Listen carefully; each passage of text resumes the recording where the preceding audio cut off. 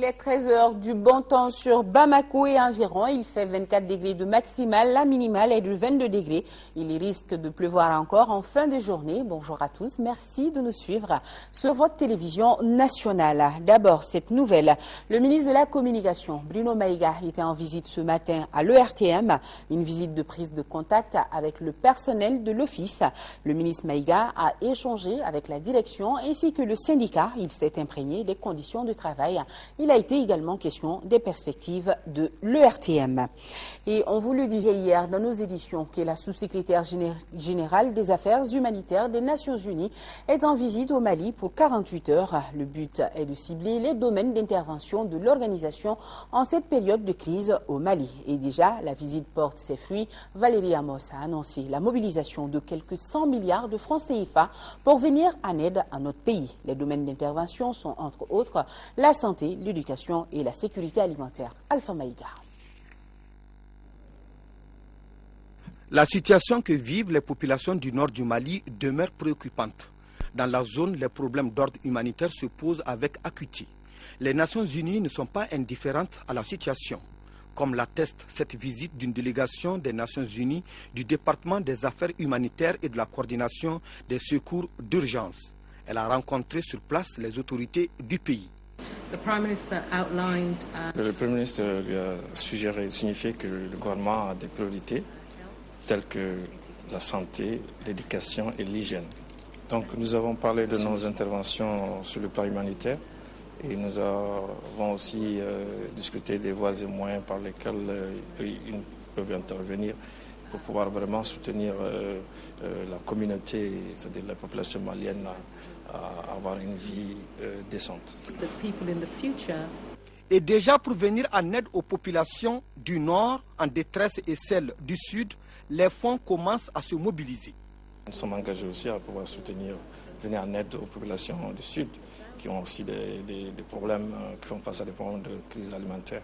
Donc ils ont une estimation d'à peu près de 200 millions de dollars qui seront mobilisés par les Nations Unies pour pouvoir vraiment venir en aide à ces populations. Et nous avons le financement à peu près à 45%.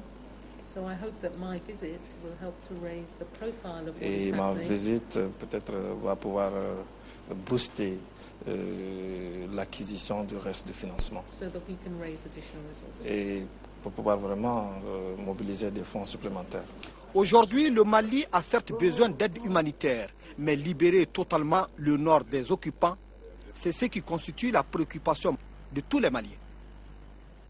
Signature de contrat entre le Mali et la Banque islamique de développement, BID. Il s'agit de 3 accords de prêt d'un montant total de 23 milliards de francs CFA. Les 3 opérations sont au bénéfice du programme d'amélioration de la productivité agricole, du projet Village du millénaire et de la phase 2 du projet de développement rural intégré de Kita. Moïse Traoré nous en parle.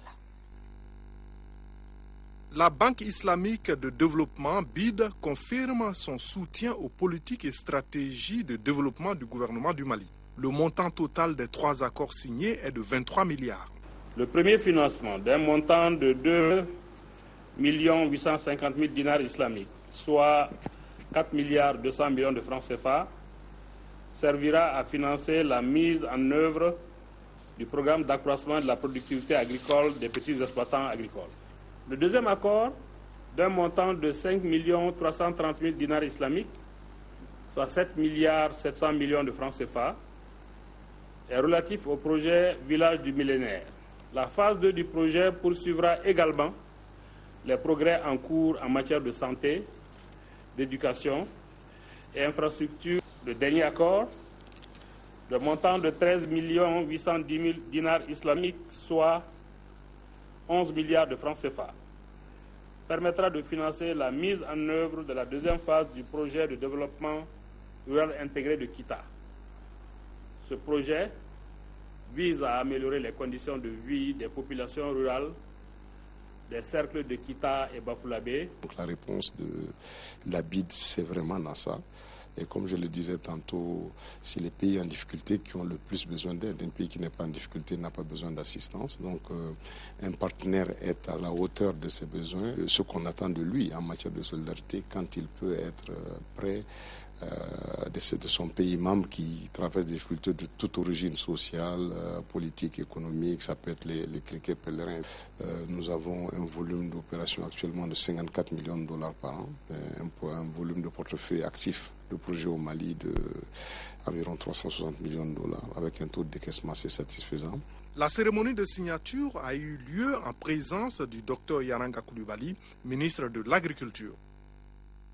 Le ministre en charge de l'éducation continue ses séances de travail avec les professionnels du domaine. Hier, c'est les promoteurs des écoles privées qu'il a reçus. Adama Wane a insisté sur la régularité des établissements privés à répondre aux normes fixées par le département de l'éducation, une des conditions sine qua non pour l'État afin d'orienter des élèves dans ces établissements. Les explications de Mohamed Diarra. Décor habituel, même démarche, ce sont les interlocuteurs qui changent. En face du ministre, les promoteurs des écoles privées. Le ministre a soumis à ses interlocuteurs le chronogramme de la rentrée scolaire 2012-2013. Adama Wane a ensuite prêté une oreille attentive à leurs préoccupations. Les écoles privées poussent ces dernières années au Mali comme des champignons après la pluie. La plupart des établissements privés ne respectent pas les normes requises en matière de formation académique. Désormais, le ministre se veut ferme pour la rentrée prochaine. Nous voudrions nous assurer que, avant d'envoyer des élèves dans ces écoles-là, tous les critères sont remplis.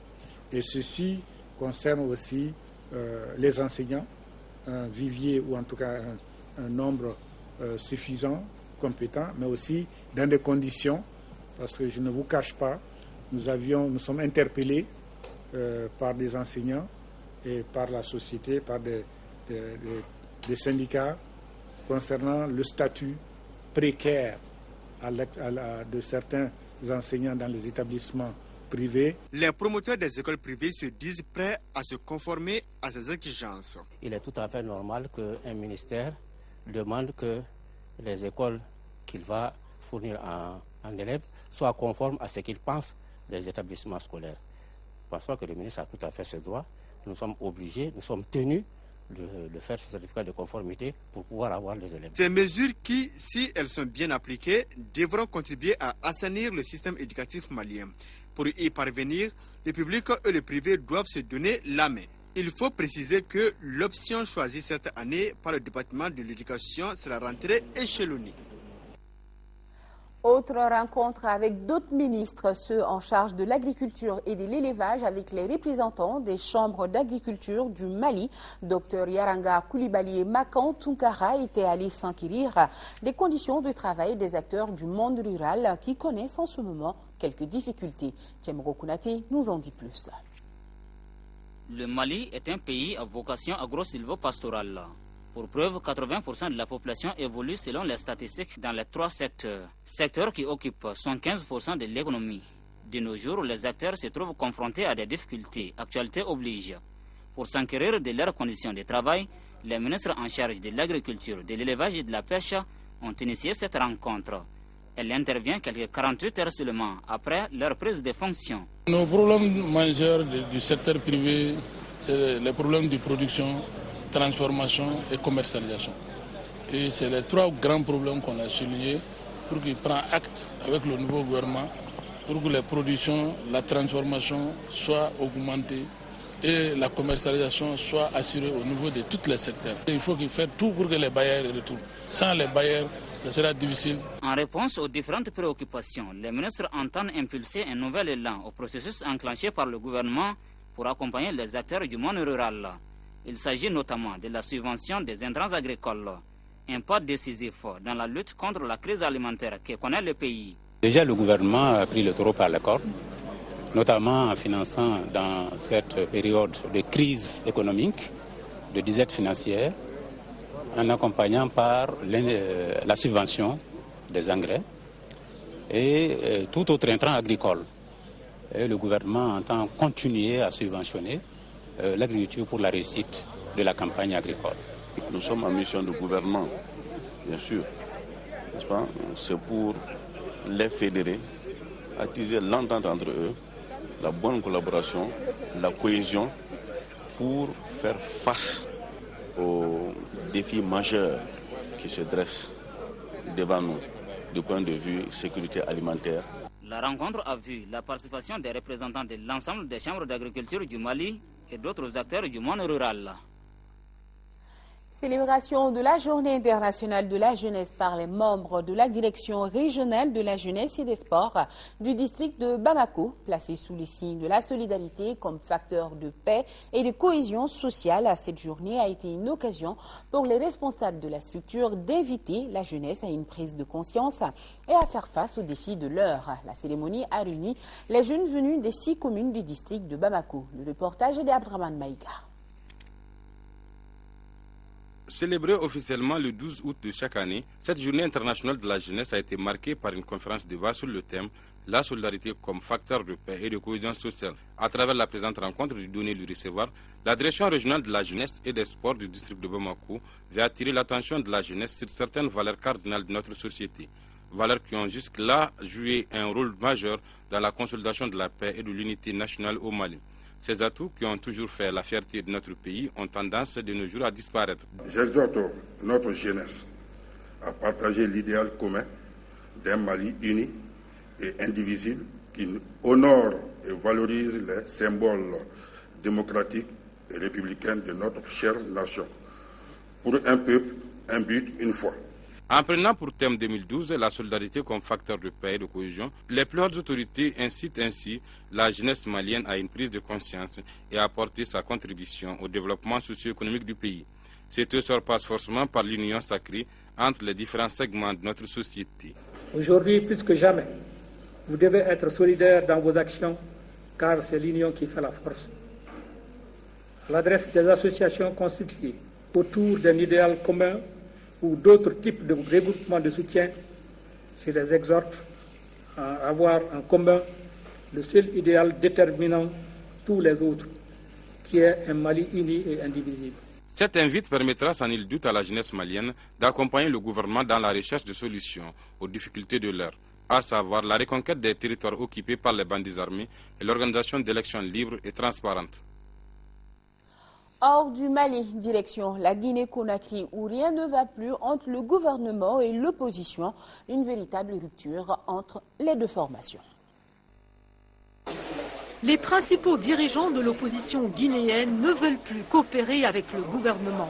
Leur décision a été prise lors d'une réunion urgente au domicile de l'ancien Premier ministre Lansana Kouyaté.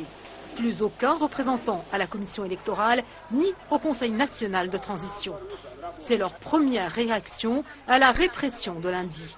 Manifestations interdites, arrestations et tirs à balles réelles sur le convoi des responsables politiques. Nous n'avions jamais vu cela en Guinée. C'est la première fois. C'est la première fois que lors d'une manifestation comme cela, on s'en prend directement aux leaders politiques. On n'avait jamais vu ça auparavant, même au temps du général Conté. Le gouvernement et ses forces de l'ordre sont en train d'agir en violation flagrante des dispositions de la Constitution, notamment l'article 10, qui nous donne le droit d'organiser des manifestations pacifiques. L'opposition avait appelé à une marche à Conakry pour réclamer l'organisation d'élections législatives libres et transparentes. Une demande acquise selon le pouvoir. Le professeur Alpha Condé renouvelle son engagement, avec la compréhension et l'appui des acteurs concernés, d'organiser des élections transparentes et régulières pour l'ancrage définitif de la démocratie dans notre pays. L'opposition, qui attend depuis près de 2 ans l'organisation des législatives, ne croit plus aux promesses officielles.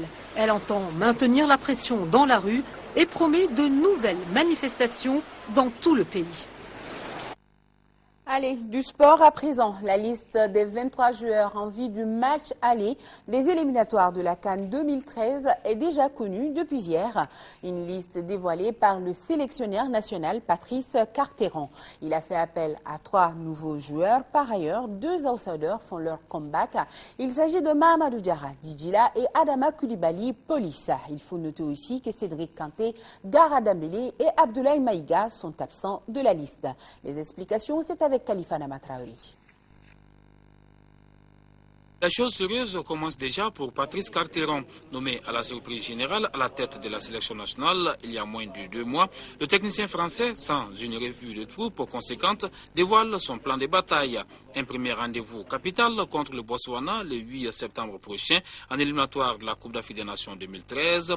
Un test grandeur nature pour Carteron comme sélectionneur.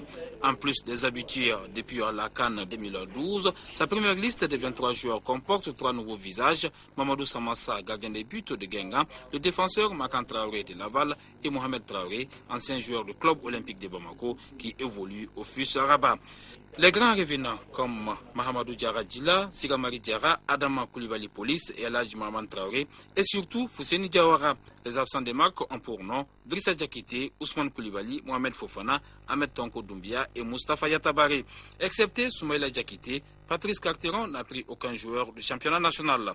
Il a été élaboré dans la continuité du très bon travail qui avait été effectué par Pathé Diallo sur la prise de fonction avec le départ du précédent sélectionneur et puis avec l'idée qu'à cette période de la saison et par rapport au très peu de temps qu'on a eu pour préparer le match du Botswana depuis mon arrivée, de s'appuyer également sur des éléments, sur des leaders expérimentés ou sur le fait de rappeler certains joueurs qui pouvaient venir apporter un plus en termes de gestion d'équipe, en termes de gestion humaine par rapport à cette double confrontation contre le Botswana où le mot d'ordre c'est la qualification. On a eu peu de temps, on n'a pas eu de match amical. Ça veut dire qu'on a privilégié le fait que je me déplace en Europe pour aller rencontrer les joueurs, les sensibiliser sur l'importance du match. Et puis est venu se greffer aussi quelques joueurs qui évoluaient dans le championnat de France, qui feront leur apparition. Des joueurs que j'ai observés depuis plusieurs semaines et qui aujourd'hui me permettent d'apporter aussi un plus pour, on va dire, l'aspect au niveau des joueurs locaux. Il est évident que le fait que je m'installe à partir d'aujourd'hui à Bamako et que je vais commencer dans les semaines qui viennent, aller voir de nombreux matchs me permettra d'avoir une plus grande maîtrise et donc du coup d'être très attentif, comme je l'avais dit il y a quelques semaines de ça, au très bon comportement du football local dans les mois à venir. Concernant le brassard de capitaine, le sélectionneur national compte discuter avec Seydou Keïta, l'actuel titulaire, et le capitaine avant la CAN, Mahamadou Diarra Djila. Le plus important est de maintenir la bonne cohésion du groupe qui a surtout fait la force de l'équipe du Mali à la Coupe d'Afrique des Nations 2012 au Gabon et en Guinée équatoriale. Voilà, ce journal est terminé. Merci de votre aimable attention. Profitez du bon temps, il fait frais. N'oubliez surtout pas de couvrir les tout petits. Je vous dis également bon appétit. Retrouvez demain 13h Amara Mali Diallo. La grande édition vous sera présentée par Sera Bachili. Merci à nos téléspectateurs de Tabacounda, de Ziguinchor et de Dakar, c'est au Sénégal. Et particulièrement nos compatriotes des régions du nord du Mali vivant sous occupation. Nous sommes de cœur et d'action avec vous.